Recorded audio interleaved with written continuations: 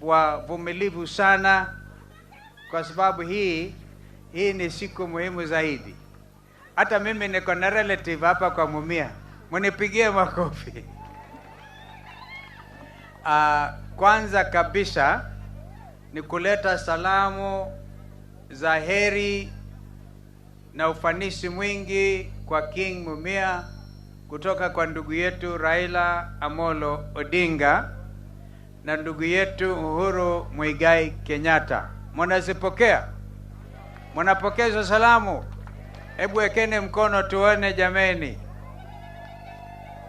Unajua Raila mwenyewe ni wa ukoo wa Wanga. Nilikuwa nikidhani alikuwa tu akiongea hiyo kutafuta kura, lakini niligundua na King mwenyewe ameconfirm kwamba yeye ni warika ya 13 kwa nyumba ya Wanga Kingdom.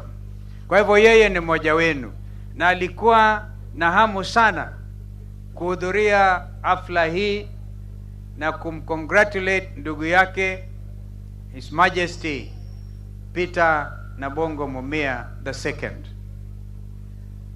Therefore, allow me, Your Majesty, to say one or two things. It has been said here that our culture, our heritage, is absolutely important. And of course, the story started with the Berlin Conference of 1885, when men and women of a different skin configuration met in Berlin in Germany and decided to divide Africa into German sphere of influence. Kenya started as a British company, British East Africa. And with it came all the confusion. A lot of us are Christians. Peter himself is a Christian. And I think there was a bit of confusion about this. And then we were made to discard aspects of our livelihood that are so vital. Mheshimiwa Salasia, umeulizwa na party leader wako ndugu Eugene Wamalwa ulete mswada, but this must be time bound. You know, Kenyan political leaders are very good at giving promises and never keeping them. Now, as we celebrate this 50th anniversary of King Peter Nabongo Mumia, what we are saying here has to come to fruition as early as possible. Therefore, our brothers from Uganda, give us that draft legislation, get it, Peter, move with it. We have a majority leader, Wandai. You make sure the matter is processed through the House Business Committee. Mheshimiwa Matungulu, Mwanamule, you spoke of course, Constitution 2010, which is a very important document for us. It's a document that has ushered us to the next level as a nation. And where in its the Constitution itself provides where Kenya is a signatory to those international conventions, then that automatically becomes part of our domestic law. So we want to do all that simultaneously. And so that you now become action-oriented. Your party is Democratic Action Party. So we want to see action. Mheshimiwa Eugene, I'm sure will follow you through on these matters. Kwa hivyo, mimi nilikuwa nikijiuliza, this is why we must celebrate this kingdom. And this is my second time to visit this wonderful place. A part of history, a place of great history. And it's time for us to do introspection as a country.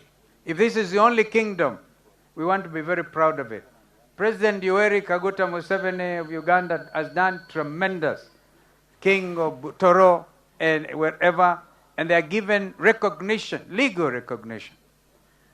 Now, watu wa nyumba ya Mulembe, naomba muniangalie. Mimi nilikuwa pamoja na ndugu zangu ma-DVD, Musalia Mudavadi. Nilikuwa pamoja na ndugu yangu Weta, Mani Weta, baba wa Roma. Tulikuwa tumejiandaa kabisa kuchukua uongozi wa Kenya. Lakini kiangalia nyuma, nikaona wamesalimu amri. Wakasalimu, Madam County Rep wa Vihiga, I've just told you, make sure you also put in writing what you have done and give it to the Prime Cabinet Secretary. Kwamba King Mumia apatiwe security. Because he's a king. He cannot just live kama Kalonzo. Unanielewa? Huyu ni mfalme. Wangapi anasema apatiwe security? Na asaidiwe na proper protocol from the Minister of Foreign Affairs, because Mudavadi, the minister responsible for foreign affairs. Organize. I saw one of your team here. It's an officer when I was minister in the foreign affairs, Docket, who was with me in the protocol department. We want to see proper protocol arrangements for King Peter Nambongo Mumia wa Pili. And we also want to see some distribution of resources. Huyu ndugu Oparanya amenieleza wakati alikuwa gavana, alikuwa amewapatia sehemu fulani katika Kakamega on Fridays, they would collect some collections to keep this going. This is not a begging kingdom. This is the only kingdom we have in this country. And therefore, ule ushuru Kenya Kwanza wanakusanya serikali ya ushuru na ufisadi. Hiyo ushuru itolewe kule, ipatiwe Governor Ferdinand Baraza to make sure this place is modernized and the youth of this country will come and learn their culture. Naona hayo naongea pengine ni makali, lakini yana umuhimu mkubwa sana. Kwa sababu hatuwezi kuwa na nchi ya ushuru peke yake. Mnajivunia kwamba nyinyi ni wakusaje miwa. Wairia alisema akisikia Mumias anafikiria sukari. Kwa hivyo hawa jamaa wana utamu kama ule utamu wa Mumias sugar. But look at it. 1 ton of cane sugar today has moved from 6,000 shillings to 5,000 shillings. Wakati ushuru unapanda juu, mapato kutoka na sukari hapa yanaenda chini. We cannot allow this. Na kwa hivyo sisi tumekuja na ujasiri. Ni lazima wa Kenya tupate roho ya ujasiri kama King Mumia. Na mimi nitasoma hivi karibuni sasa risala ya kutoka ndugu Raila kuimarisha mambo haya. This is going to be, as we celebrate 50 years of this kingdom, we want to see action, we want to see modernization, we want to see ICT, we want to see an address given to the bulge, our youth bulge as a country. Kwa hivyo ushuru hii wanaotoa kule Ruto, wengine waletee Peter hapa aimarishe mambo haya ya kitamaduni. Ingawaji mambo ya ushuru huo bado tunayapinga na tutazidi kuyapinga, na kwa hivyo muwe na ujasiri watu wa Mirembe Nation. Oparanya, our priority right now is not in terms of who is going to be the next leader of this country. Our priority should be to unite. Kwanza sisi wanaazimio. Mkiangalia ndugu Oparanya, ndugu Eugene Wamalwa, ndugu Wanga Eria na Raila na Uhuru na wale wengine wote, governors zetu hapa. Huo umoja kwanza, uwe realistic, na nataka niwahakikishie azimio itakaa pamoja. Because walikuwa wengine wakidhani baba akienda AU, chairmanship ya AU Commission, azimio itasambaratika. Nasema hiyo haitapatikana, haitawezekana. Na kwa hivyo hapa ni vile sisi tunavyoona maisha, gharama ya maisha imeenda juu zaidi. Na wapongeza sana maaskofu wa kanisa Katoliki ambao wamekuwa na ujasiri. Wameenda pale na kumwambia Rais Ruto kwamba wananchi wanalia juu ya ushuru. Punguza. Kama punguzi basi ameelezwa. Kumbukeni one time, a son of this region once called Elijah Mwangale. Unakumbuka, wangapi wanakumbuka Elijah Mwangale?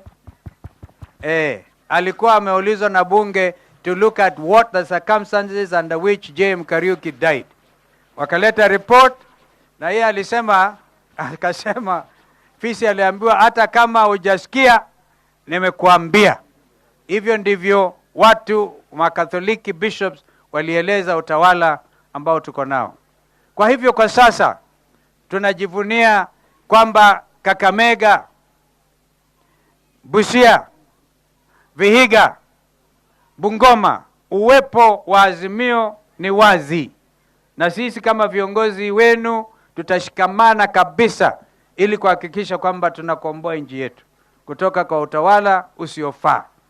Tulikuwa na watu wengi sana King Mumia ambao walikuja ndio wakusalimie. Mmoja ni yule mzee anaitwa Nyambane, anatoka upande wa Matundura kule Kisii. Wale wengine tuliandamana ambao kuongea jamanini, yule mwana anaitwa Mama Sewing Machine, Deputy Governor wa zamani kule Nyamira. Tumekuja na team na hatuna haraka because we can't come and greet the king in a hurry. Kwa hivyo tutafutie, if it was not that you had a lot of visitors, we would have welcomed ourselves to learn and to interact with his history. Ebu fikirieni, mimi nikihesabu naitwa Kalonzo wa Musyoka. Musyoka wa nani? Wa Mairu. Mairu wa nani? Wa Kamami. Ikitoka kwa Kamami ulize nani your other neighbor? Ngiza. Na sio mimi peke yangu. We owe it to ourselves to come and learn our history and document it so that we can all be proud of who we are and where we are coming from. Allow me also to reiterate the importance of ending the doctors' strike. Mheshimiwa Savula, Deputy Governor, you have to speak. We understand. You understand. But let me tell you, some of us have been involved in negotiations for a long time.